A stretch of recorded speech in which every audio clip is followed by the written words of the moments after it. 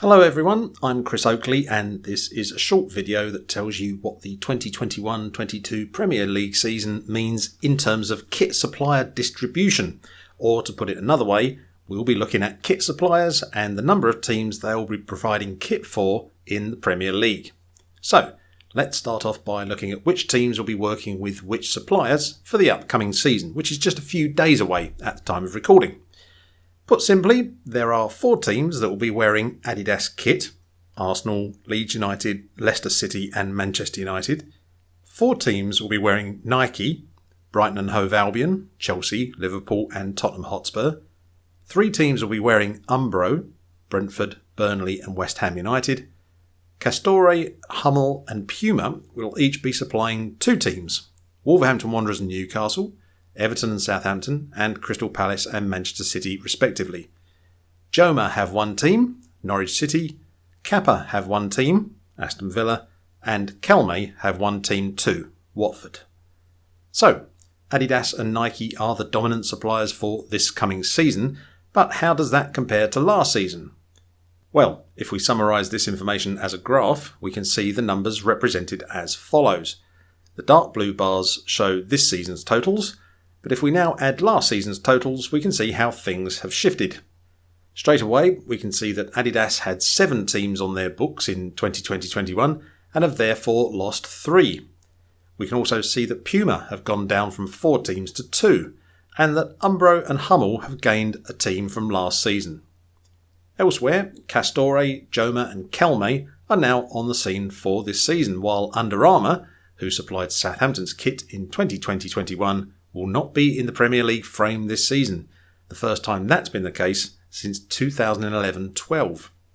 Another way of representing this information is as follows. Here, each of the kit suppliers has been colour-coded, and you can see once again how last season compares to this season. So, why the change in numbers? Well, let's start off with Adidas first. They've lost 3 teams from last season, and 2 of them, Sheffield United and Fulham, were relegated to the Championship. That's the problem with supplying so many teams, there's a higher chance of some of them getting relegated. Adidas also ended their association with Wolverhampton Wanderers, who become one of the first 2 teams to be supplied by Castore in the Premier League. I'm not sure if that's the right pronunciation, Castore, Castor, maybe somebody knows, but I'm going with Castore for the time being. The other team was Newcastle United, who brought their 11-season run with Puma to an end. Puma's other lost team were West Bromwich Albion, who were relegated, which means Puma are left with just Crystal Palace and Man City in the top flight. Of the 2 suppliers who added a team to their list last season, Umbro welcomed newly promoted Brentford to the Premier League, while Hummel begin a second run with Southampton, the previous one having ended in 1991. The only other supplier to mention are Kelme, who make their Premier League debut thanks to Watford's immediate return from the Championship.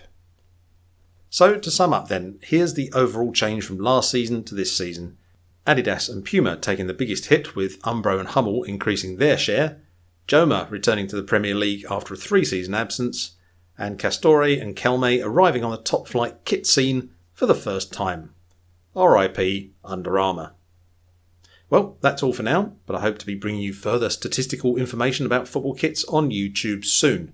If you have any special requests for future videos, please drop me a line. But for the time being, please follow Kitbliss on Twitter, Facebook and Instagram. If you like what you see, please buy me a coffee at ko-fi.com/Kitbliss. And don't forget to like and subscribe, etc, etc, etc. Thanks for watching.